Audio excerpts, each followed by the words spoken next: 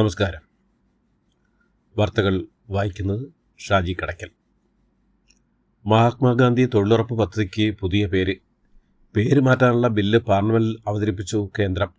ബില്ലിനെ the Viksit Bharat guarantee four Rozgar and Aajeevika mission എന്നാണ് വിളിക്കുന്നത്.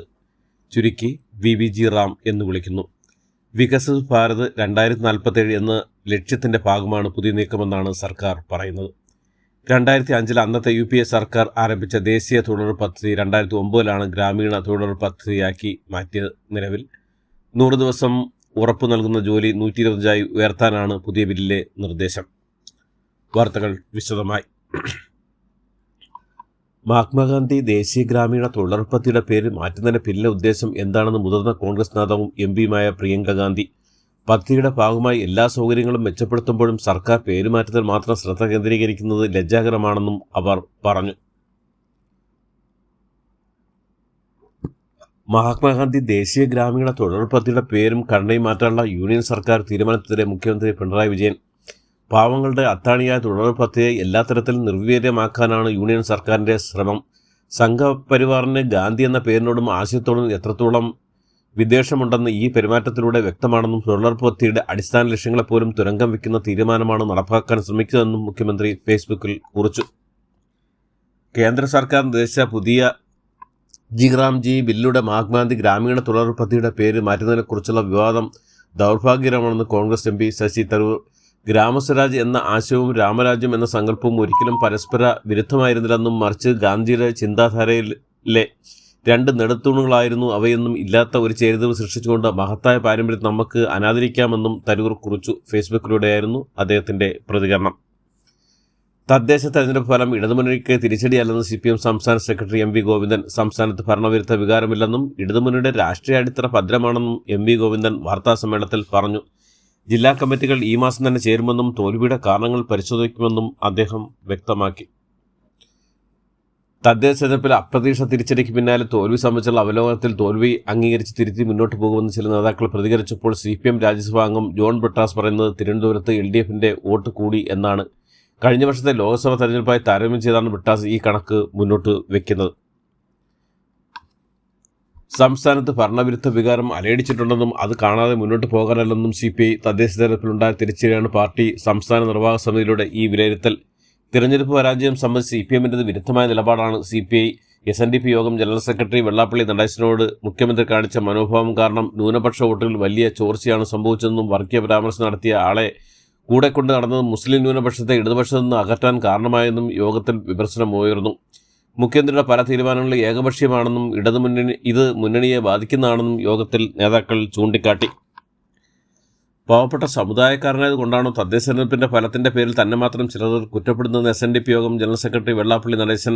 ഭൂരിപക്ഷ സമയത്തേക്കാൾ പറയുന്നത് വർഗീയതയും ന്യൂനപക്ഷക്കാർ പറയുന്നത് മതേതരത്വമാണെന്നും അട്ടിൽ പ്രചരണം നടത്തുന്നതാണ് അപകടമെന്നും വെള്ളാപ്പള്ളി പറഞ്ഞു. 24 മണിക്കൂറും വർഗീയത പ്രസംഗിക്കുന്ന ലീഗിനെ കൂടെക്കൂട്ടി കോൺഗ്രസ് അവരുടെ വ്യക്തിത്വം നശിപ്പിക്കുകയാണെന്നും ഇന്ത്യക്ക് സ്വാതന്ത്ര്യം നേടിത്തന്ന വലിയ പാരമ്പര്യത്തിനുടമകളാണ് കോൺഗ്രസ് എന്ന് ഇപ്പോഴത്തെ നേതാക്കൾ തിരിച്ചറിയില്ലെന്നും വെള്ളാപ്പള്ളി കുറ്റപ്പെടുത്തി.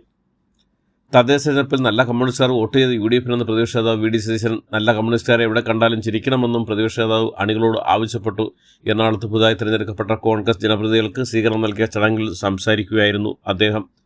തൃപ്പൂണിത്തുറ നഗരസഭയിൽ BJPക്കെതിരെ CPMും കോൺഗ്രസും ഒന്നിക്കില്ല. BJP അധികാരത്തിലെത്താതിരിക്കാൻ ഉണ്ടാകുന്ന സഖ്യം നിയമസഭാ തെരഞ്ഞെടുപ്പിൽ തിരിച്ചടിയാകുന്ന വിലയിരുത്തലിനെ തുടർന്നാണ് തീരുമാനം. ചെയർമാൻ പദവിയിലേക്ക് സ്വന്തം സ്ഥാനാർത്ഥിയെ നിർത്തുമെന്നും CPM എറണാകുളം ജില്ലാ സെക്രട്ടറി S സതീഷ് പറഞ്ഞു. ക്രിസ്മസ് ന്യൂ ഇയർ സീസൺ പ്രമാണിച്ച് കേരളത്തിലേക്ക് പ്രത്യേക ട്രെയിൻ സർവീസുകൾ പ്രഖ്യാപിച്ചു. ഈ മാസം 20 മുതൽ 4 ശനിയാഴ്ചകൾ വഡോദരയിൽ കോട്ടയത്തെ സ്പെഷ്യൽ ട്രെയിൻ സർവീസ് നടത്തും. വഡോദരയിൽ നിന്ന് ശനിയാഴ്ച രാവിലെ 9 പുറപ്പെടുന്ന ട്രെയിൻ പിറ്റേന്ന് രാത്രി 7 കോട്ടയത്ത് എത്തുക. ഞായറാഴ്ചകൾ രാത്രി 9 കോട്ടയത്ത് നിന്ന് ആരംഭിക്കുന്ന മടക്ക സർവീസ് ചൊവ്വാഴ്ച രാവിലെ 6:30 വഡോദരയിൽ എത്തും. നടപ്പ് സാമ്പത്തിക വർഷത്തിൽ 15ാം ധനകാര്യ കമ്മീഷന്റെ ഗ്രാന്റ് ആദ്യ ഗഡുവായ കേരളത്തിലെ തദ്ദേശ സ്ഥാപനങ്ങൾക്ക് 260.20 കോടി രൂപ കേന്ദ്ര സർക്കാർ അനുവദിച്ചു. മണ്ഡലപൂജയ്ക്ക് ശബരിമല അയ്യപ്പന് ചാർത്താള തങ്ക അങ്കി വഹിച്ചുള്ള രഥഘോഷയാത്ര ഡിസംബർ 21 രാവിലെ 7 ആറന്മുള പാർത്ഥസാരഥി ക്ഷേത്രത്തിൽ നിന്ന് പുറപ്പെടും. ഡിസംബർ 26 വൈകുന്നേരം ദീപാരാധനയ്ക്ക് മുൻപ് ശബരിമല സന്നിധാനത്ത് എത്തിച്ചേരും. ഡിസംബർ 23 രാവിലെ 5 മുതൽ 7 വരെ ആറന്മുള ക്ഷേത്ര അങ്കണത്തിൽ തങ്കഅങ്കി പൊതുജനങ്ങൾക്ക് ദർശിക്കാൻ അവസരമുണ്ട്. ശബരിമല കട്ടളപ്പാളിൽ സ്വർണ്ണമില്ലെന്ന് അറസ്റ്റിലായ ദേവസ്വം മുൻ കമ്മീഷണർ എൻ വാസു ഹൈക്കോടതി ദേവസ്വം രേഖകളിൽ സ്വർണം പൂശിയതായോ പൊതിഞ്ഞതായോ ഇല്ലെന്ന് ഹൈക്കോടതിയിൽ വാസുവിന്റെ അഭിഭാഷകൻ വാദിച്ചു. എൻ വാസുവിന്റെ ജാമ്യ ഹർജിയിൽ ഹൈക്കോടതിയിൽ വാദങ്ങൾ നടക്കവെയാണ് അഭിഭാഷകൻ ഇത്തരമൊരു വാദവുമായി എത്തിയത്. നടിയെ ആക്രമിച്ച കേസിലെ വിചാരണ കോടതി ജഡ്ജി ഹണി എം വർഗീസിനെതിരായ സൈബർ ആക്രമണങ്ങളിലും വ്യക്തിഹത്യയിലും ഇടപെട്ടൽ ആവശ്യപ്പെട്ടുള്ള നിവേദനം കേരള ജുഡീഷ്യൽ ഓഫീസർ അസോസിയേറ്റാണ് ഹൈക്കോടതി സമീപിച്ച് നിവേദനം നൽകി. ജഡ്ജിയെ പരസ്യമായി അവമാനിക്കുന്നതിന് നീതിന്യായ വ്യവസ്ഥയോടുള്ള വെല്ലുവിളിയാണെന്നും കോടതി അന്വേഷണ നടപടികൾ സ്വീകരിക്കണമെന്നാണ് നിവേദനത്തിൽ പറയുന്നത്. അപകീർത്തികരമായ ഉള്ളടക്കങ്ങൾ നീക്കം ചെയ്യാൻ സോഷ്യൽ മീഡിയ പ്ലാറ്റ്ഫോമുകൾക്ക് നിർദ്ദേശം നൽകണമെന്നും നിവേദനത്തിൽ ആവശ്യപ്പെടുന്നു. തീവ്ര വോട്ടർ പട്ടിക പരിഷ്കരണത്തിൽ തെരഞ്ഞെടുപ്പ് കമ്മീഷന്റെ കണക്കുകൾ പിശകുണ്ടെന്ന പരാതിയുമായി രാഷ്ട്രീയ കക്ഷികൾ തിരികെ ലഭിക്കാത്ത എന്യൂമറേഷൻ ഫോമുകളുടെ എണ്ണം 20 ലക്ഷത്തിൽ നിന്ന് 20 ലക്ഷമായി ഉയർന്നത് എങ്ങനെയെന്ന് CPM, കോൺഗ്രസും മുസ്ലിം ലീഗും പരാതി ഉന്നയിച്ചു. തിരികെ ലഭിക്കാത്ത 20 ലക്ഷം ഫോമുകൾ 6,44,547 ഫോമുകളിൽ മരണപ്പെട്ടവരുന്നതാണെന്ന കണക്കിൽ CPI സംശയം പ്രകടിപ്പിച്ചു. മരിച്ചവരുടെ പേരുവിവരം ലഭ്യമാക്കണമെന്നും മുസ്ലിം ലീഗും ആവശ്യപ്പെട്ടു. മലപ്പുറം തെന്നലയിലെ സ്ത്രീവിരുദ്ധ പ്രസംഗത്തിൽ ഖേദം പ്രകടിപ്പിച്ച് CPM നേതാവ് സെയ്ദ് അലി മജീദ് പ്രസംഗം പരിധി കടന്നുവെന്ന് അംഗീകരിക്കുന്നുവെന്നും അത് ഒഴിവാക്കേണ്ടതായിരുന്നുവെന്നും സെയ്ദ് അലി മജീദ് പറഞ്ഞു. വാക്കുകൾ ആരെങ്കിലും വേദനിപ്പിച്ചിട്ടുണ്ടെങ്കിൽ ക്ഷമ ചോദിക്കുന്നും അദ്ദേഹം പറഞ്ഞു. പാലക്കാട് CPM പഞ്ചായത്ത് പ്രസിഡന്റ് BJPയിൽ എത്തി. പുൽപ്പള്ളി പഞ്ചായത്തിലെ നിലവിലെ പ്രസിഡന്റ് ബാലഗംഗാധരനാണ് BJPയിൽ ചേർന്നത്. ഇതോടുകൂടി ഇന്നത്തെ വാർത്തകളിലൂടെ അവസാനിക്കുന്നു. എല്ലാവർക്കും നന്ദി, നമസ്കാരം.